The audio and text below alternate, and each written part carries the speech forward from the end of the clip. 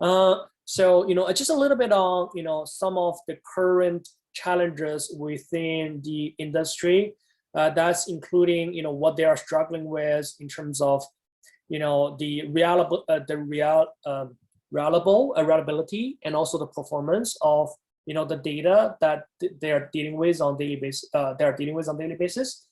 So that, just to break it down in terms of what exactly is really stopping them to trust their data or to proceed with their data, is really we have too many small and very big files, so the file size are not balanced. So we often see that after the job, which is automatic process to processing data and moving from one format to another formats, then eventually the data save on a destination, either too big, which means we have like 2 to 3 gigabytes of per partition, or having very small files like several bytes or a couple megabytes.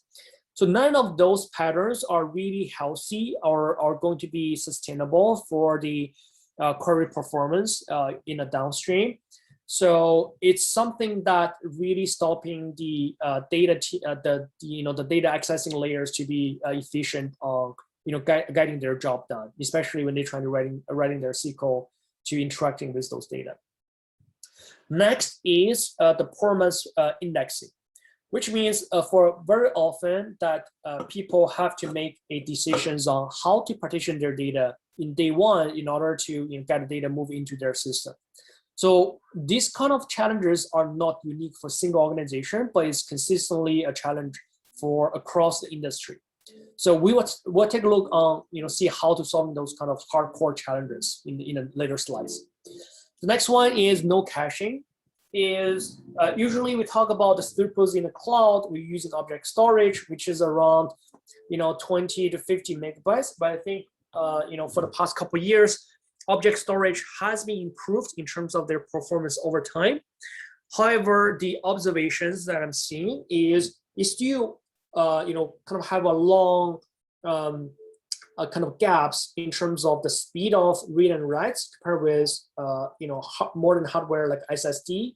So we talk about probably a third of the speed of the local SSD for a object storage like i3. So we talk about if you are in a properly set up VPC, standard for like account with the proper setup, then you will able to achieve around the speed within the AWS cloud around 100 megabytes per second, which is still pretty fast. However, comparing with SSD, which is 300 megabytes per second, that still has a pretty long gap to fill.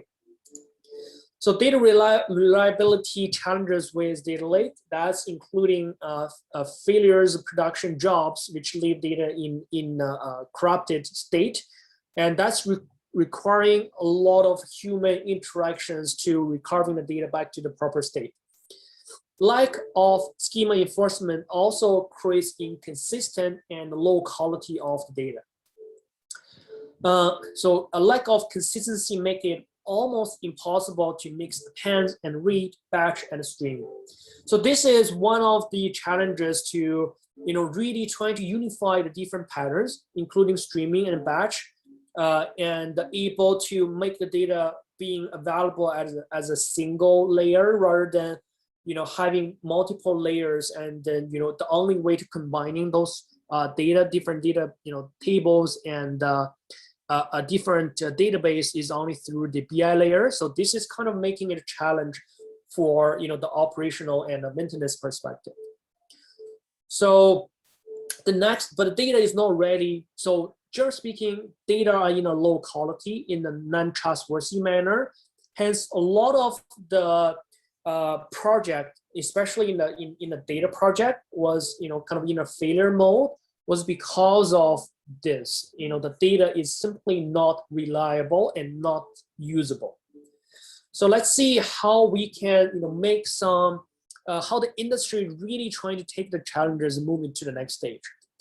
So what we are seeing in here is a tool which is being developed by the company which is invented Spark called the Databricks.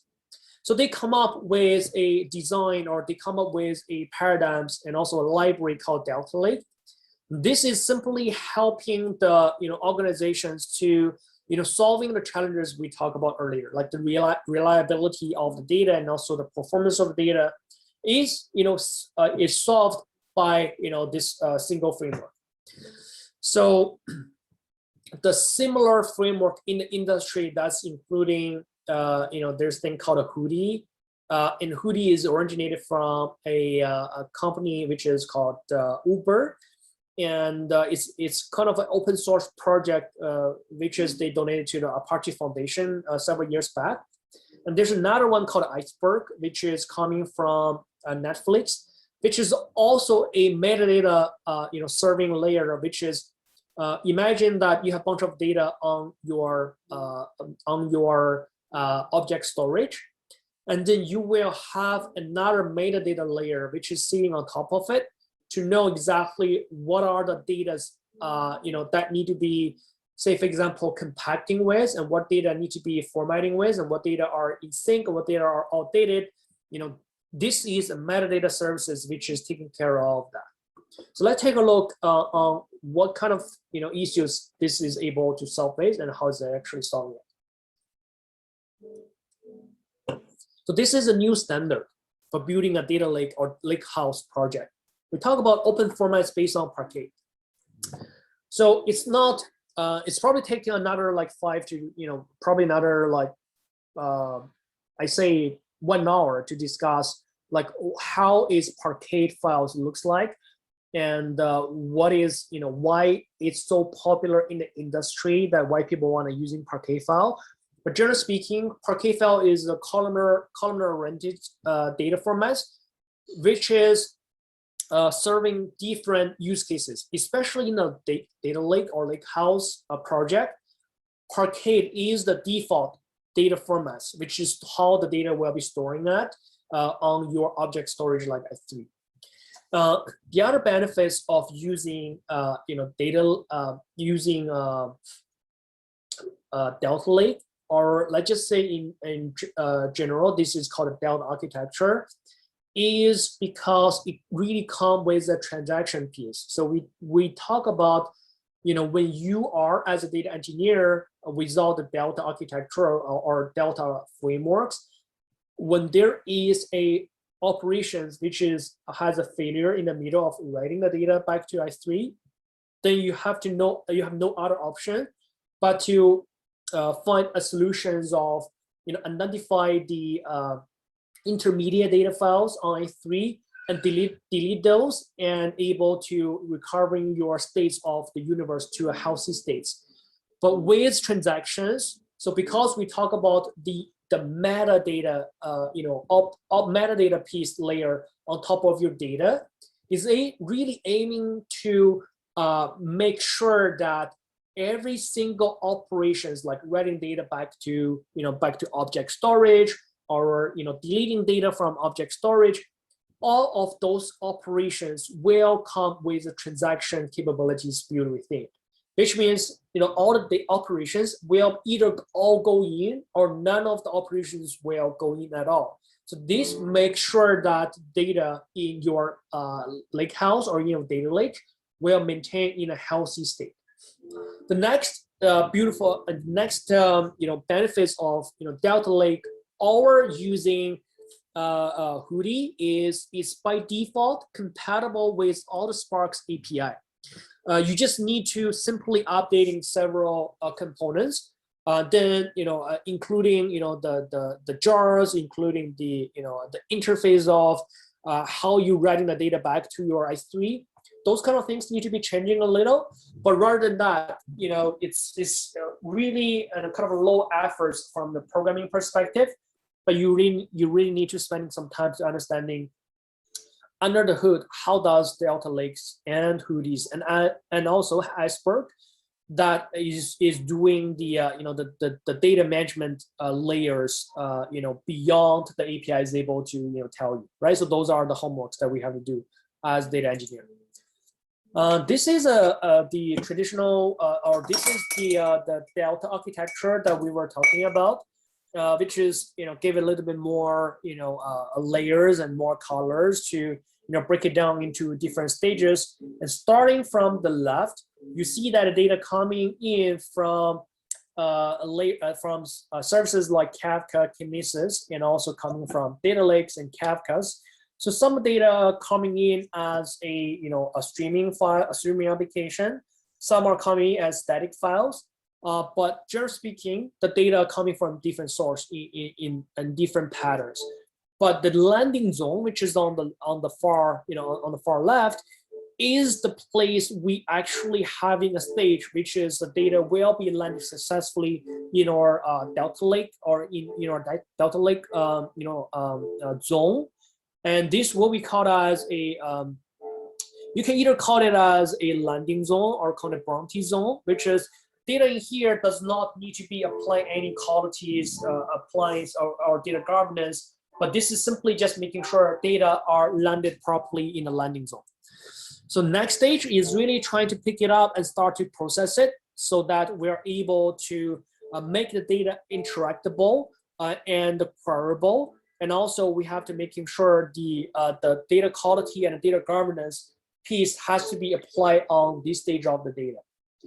Going to the next stage, which is on the far on the right, which is the in the gold color, is what we call is a you can call it as a golden zone or call it as a trusted zone. So this is really a place that where your end users will primarily interacting with. So they will not interacting with the raw zone or in the intermediate zone, or you think about this as a staging zone. They're not going to interacting with those data directly, but they will more likely to query the data directly from the last stage, which is the data being properly transformed and properly formatted and having all the data governance as well as data quality components that are actually monitoring the data in this stage, so that your downstream can actually leveraging the result of it, right? So this is what we call the Delta architecture, where the continuous data flow model to unify, and here's a keyword called unify the batch and streaming. So this is kind of almost not possible, except you are combining both streaming and batching, and we'll call this the Lambda architecture. Which is, several years back, it was one of the most popular architecture. But now, Delta Lake is more of the modern architecture that, data engineering are following at the current stage. So the key features, including indexing, including compactions. Compaction is really trying to solving the issues of, the big files and small files. So compaction is more of the engine opinionated size of how big data should be remain at on the storage layer, but indexing is the if you still remember the format indexing, which is you have to start to design a proper indexing in day one. So using Delta Lake is allowing you to kind of adjusting the indexings based on how data is going to be looks like on the lake. So this has some flexibilities and giving you a little bit of rooms of how you want to choosing your the indexing or partitioning strategy in day one. So data skipping and caching, those are the combinations of kind of how to speed up the query process. Like data skipping is aiming for removing any necessary data scanning or unnecessary data loading into your process for the downstream use cases. And caching is more of to speeding up the the process of getting the right partitions or the right informations on what data we need to loading or fetching with. So those are the combinations that how we can make a healthy and also highly performant and efficient lake house architecture to serving our business needs.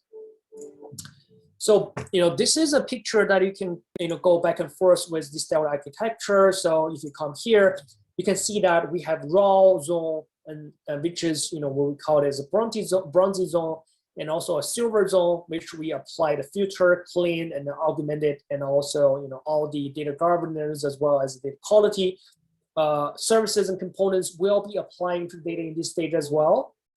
Moving to the last stage, which is the golden zone, is having a business level of aggregates, right? So we talk about, you probably do not want your business to dealing with a massive amount of data to come up with aggregating results. So first of all, that's just super long to waiting for the data to get ready. Second is it's really not cost effective to storing the jobs again and again and again to getting the same data into an aggregated view. So better to leveraging the practice of doing a pre-aggregation and getting data into a golden zone, into a zone that your downstream will be interacting with. But there are certain times that the gold zone is just simply not able to break the data down to the granularity that the business are satisfying with. So they sometimes have to go one level deep into the silver zone. But that's why we want to making sure the data in the silver zone are healthy and a trustworthy state, right? So this is, general speaking, are the kind of how organizations are breaking down the data into different logical domain in order to having a efficient and trustworthy data processing pipeline to bring the data to their users. So this is this is images which is really kind of containing a more than a data architecture setup that's including data coming from different process, going through the multi-zone, and then you are able to do all the fancy imagine that the data analytics, the machine learning pipelines, and the serving layers, and so on and so forth, including the unified analytics platform with using TensorFlow, Keras, and of course using Spark MLlib. And on the bottom, we talk about using MLflow to doing the auto training on your data, and on the right, which is using model deployments with Kubernetes and Dockers, right? So those are you think about that's the ecosystem or the eventual states that organization want to this is kind of the goal and the destination, or one of their biggest major milestone for their digital transformation.